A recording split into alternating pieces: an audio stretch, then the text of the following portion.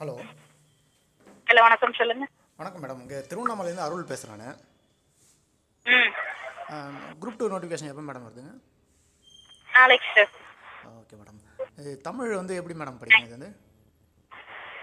தமிழ்ல நாங்க அதுலயே சிலபஸ் கொடுத்துருப்போம். ஆமாம் மேடம். சரிங்களா? ஆமாங்க.